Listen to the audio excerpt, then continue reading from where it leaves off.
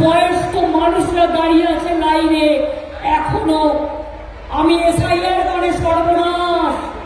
মনে রাখবেন, আমি নিজে সুপ্রিম কোর্টে কেস করেছিলাম বলে 42 লাখের মধ্যে 22 লক্ষ লোকের নাম ঢুকেছে ভোটার লিস্টে, 18 লক্ষ লোকের নাম কেটে দিয়েছে ওরা। বিজেপির কথায় দুনিয়া চলছে, এই জিনিস চলতে পারে না। মানুষের অধিকার, বাঁচার অধিকার, নাগরিক অধিকার, গণতান্ত্রিক অধিকার, সাংবিধানিক অধিকার সব কেড়ে নিচ্ছে বন্ধু, সব কেড়ে নিচ্ছে।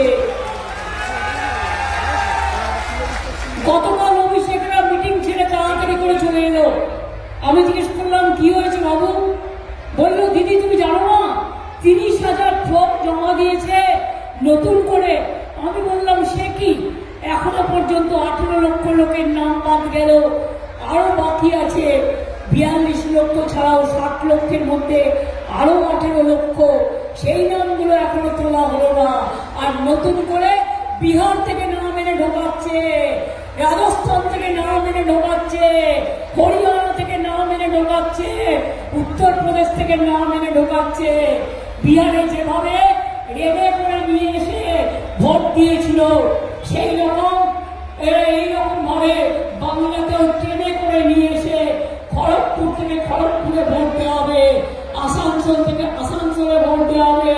সারা জেলায় বাংলাকে বাদ দিয়ে, বাংলার মানুষকে বাদ দিয়ে ডাবল ইঞ্জিন সরকার আপনাদের ভোট দখল করবে। আমি সবাইকে বলবো, বুথ থেকে শুরু করে, পঞ্চায়েত থেকে শুরু করে, টাউন থেকে শুরু করে, ব্লক থেকে শুরু করে লক্ষ্য রাখুন কোথায় কি হচ্ছে। আমরা প্রমাণ করে দিয়েছি, বস্তা বস্তা কাগজ। কালকেও নির্বাচন কমিশনে 30,000 নাম জমা দিয়েছে। তারা বাংলার কেউ নয়, সব ভিনদেশী। কেন দিয়েছে? বাংলার রাজ্যটাকে তুলে দিতে চায়, বাংলাকে বন্ধ করতে চায়। আগামী দিন আপনারা যদি চান বাংলার মাটিতে থাকতে, চন্দ্রকোনা আমার বিদ্যাসাগর, পাশেই ঘাটাল বীরসিংহগ্রাম, বিদ্যাসাগরের জায়গা।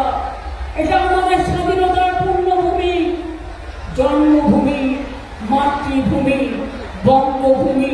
সব সম্প্রদায় আমরা একসাথে থাকি। হিন্দু মুসলমান করে কাগজগুলো খুলে দেখবেন, কত সিঁদুর পরা মহিলাও মুসলিমদের সাথে দাঁড়িয়ে আছে। কাগজগুলো খুলে ছবিগুলো দেখবেন, কত আদিবাসী মহিলারাও দাঁড়িয়ে আছে। বাগদা বন্যা সব মতুয়াদের বাদ দিয়ে দিয়েছে, কুচবিহারে রাজবংশীদের বাদ দিয়ে দিয়েছে। আর সংখ্যালঘুরা তো ওদের প্রথম দিন থেকেই শত্রু। সৌদি আরবে গিয়ে গলা মেলায় টাকা নিয়ে আসে, আরব দুনিয়ায় গিয়ে গলা মেলায় এক টেবিলে খেয়ে আসে, আর ইন্ডিয়াতে এসে বলে সব দাও, সব হাঁটাও। দুমুখী বিচারিতা চলবে না, তাই আমাদের লড়াই চলছে। আমাদের প্রার্থী সূর্যকান্ত দলই। কে প্রার্থী ভুলে যান, মনে করেন 294টা কেন্দ্রে আমি লড়াই করছি, আমি প্রার্থী। যদি বাংলায় তৃণমূল কংগ্রেস সরকার চান, ফুলকে দেখছেন, এটা আমার চিহ্ন। এখানে মিতালি মা, আমার মায়েরা মিশনের সব উপস্থিত আছেন। আমার অনেক প্রণাম জানাই, শ্রদ্ধা জানাই। পাশে জয়রামবাটি কামার পুকুর আছে, সেখানেও ডেভেলপমেন্ট বোর্ড আমি করে দিয়েছি। সনাতন বেরা, আমাদের সৌরভ, আমাদের বিকাশ দাস, ক্ষিপাই পৌরসভা, প্রতিমা পাত্র, পৌরমাতা চন্দ্রকোনা, কল্যাণ তিওয়ারি সহ অনেকেই এখানে আছেন। সবার নাম না বলতে পারার জন্য আমি দুঃখিত। আমাকে যেহেতু অন্য জায়গায় যেতে হবে, ক্ষমা করবেন। আমি আমার প্রণাম জানাই, সালাম জানাই, জোহার জানাই, নমস্কার জানাই আমার চন্দ্রকোনা মানুষদের। মনে রাখবেন, অনেক উন্নয়ন আমরা করেছি এই জেলায়। এমনকি আপনাদের রাস্তাঘাট, আপনাদের চন্দ্রকোনা থেকে কেশপুর, ঘাটাল, একেবারে মিদনাপুর, কত সুন্দর রাস্তা সব আমাদের টাকায় করে দিয়েছে। পথতীর্থ হয়েছে।